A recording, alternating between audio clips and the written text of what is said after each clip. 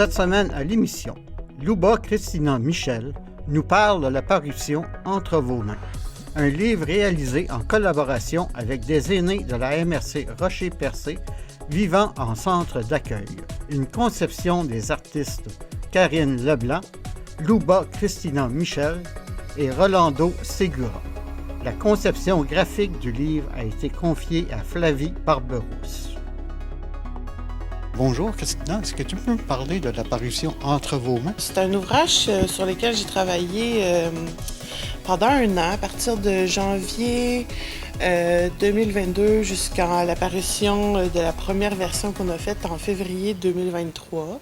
J'ai travaillé sous la direction de l'artiste en textile Karine Leblanc.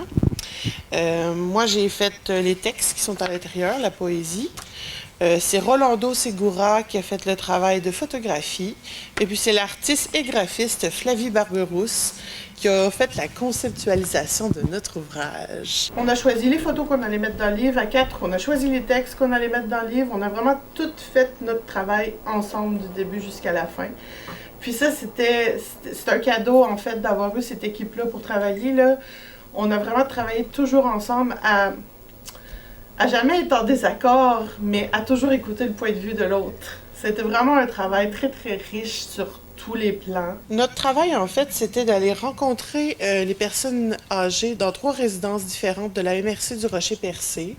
On est allé dans une résidence de Grande-Rivière, dans une résidence de Chandler et dans une résidence de Port-Daniel. On a fait environ une vingtaine de rencontres avec 3 groupes différents. Karine invitait les gens à travailler le textile. L'idée, c'était un peu de voir le travail entre les mains des personnes âgées qui sont vieillissantes, mais aussi avec les fils, tout le travail de fil. On leur a fait faire 3 œuvres, 3 sculptures avec du fil. Puis c'était vraiment pour parler du legs, qu'est-ce que nos personnes âgées nous donnent comme transmission, puis qu'est-ce que nous, en retour, on peut leur transmettre. À travers tout ça, notre travail, c'était d'aller collecter des informations sur c'est quoi leur réalité en résidence. Est-ce qu'ils vivent de l'intimidation? Est-ce qu'ils sont susceptibles de vivre des arnaques? Est-ce que c'est des personnes qui sont bien traitées? Est-ce qu'ils se sentent bien et en sécurité dans les résidences? Les rencontres qu'on a faites avec les personnes âgées, c'était des cadeaux. Il y a des moments même que je me suis dit, j'aimerais ça, tu sais, des fois, ils parlent pas de tout quand ils sont en groupe, fait que je les prenais une à la fois. C'était surtout des femmes. Il y avait des hommes, mais peu, parce qu'ils disaient que le textile, c'était pas pour eux autres. Puis, il y avait ça là qui était un peu dommage. Mais mettons, les femmes, je leur disais, OK, ben on va aller dans une autre pièce, puis je vais faire votre portrait à l'aquarelle. Puis pendant ce temps-là, vous allez pouvoir me parler des choses que vous n'osez pas parler devant les autres. Fait que j'ai eu plein de cadeaux, plein de pépites comme ça. Puis même, je me suis permise de leur poser des questions, tu sais, en étant, mettons, une trentenaire de ma génération. Je me suis dit, c'est des personnes qui sont sages, ils ont de l'histoire, ils ont de l'expérience. J'étais comme, c'est quoi, comment on fait pour sortir d'une peine d'amour? Comment on fait pour se sentir bien dans sa vie? Tu sais, j'ai été vraiment comme leur poser plein de questions. Puis à travers tout ça, j'ai mis tout ça dans ma tête, puis à un moment donné, ben, j'ai écrit tout mon texte d'un seul coup.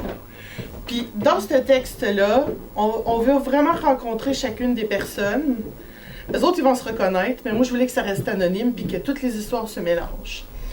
Puis ça devient universel aussi comme texte à travers ça. Le côté aussi des photos, un peu comme s'il y avait comme des couches superposées, c'est l'idée du temps qui passe. Le textile aussi, puis le fait qu'on a photographié beaucoup de mains, c'était justement les lignes de vie.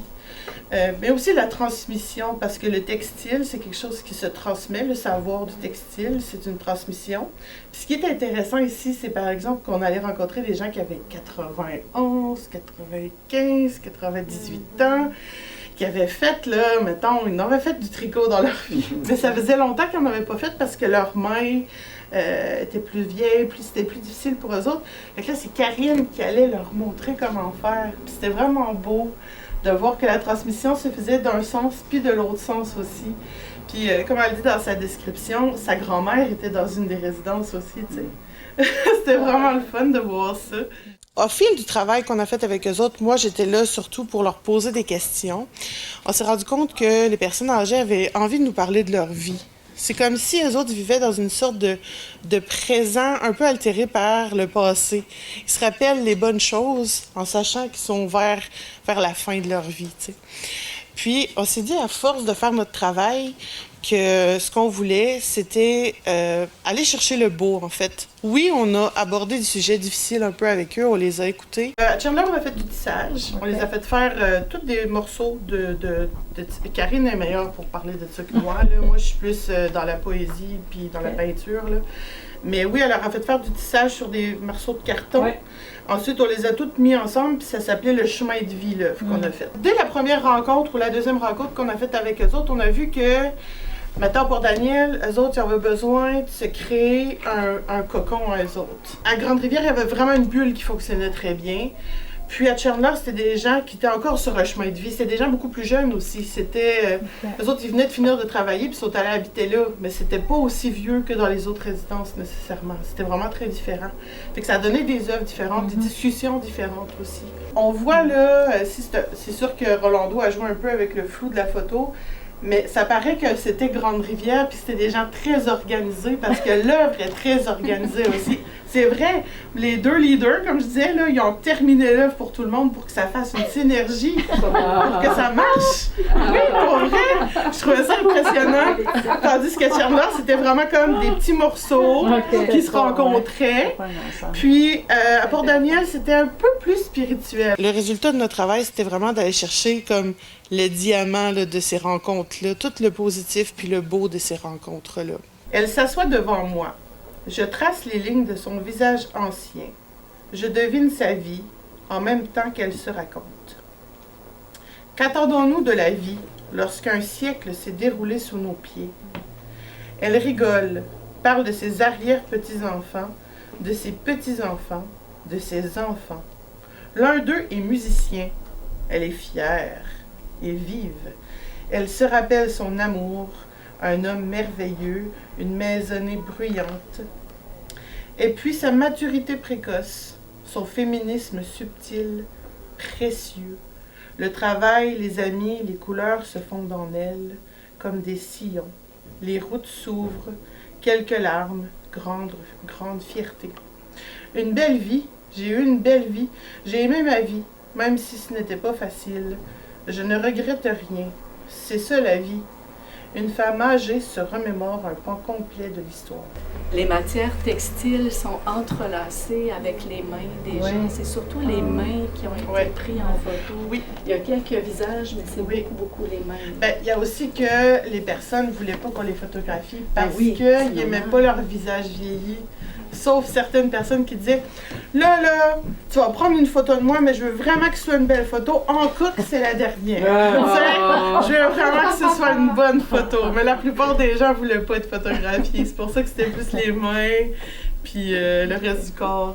Dans la suite poétique que j'ai écrite, ce que j'ai fait, c'est qu'en fait, à travers les 20 rencontres, moi, j'ai pris des notes, je me suis laissée inspirer puis attrapée par leurs histoires.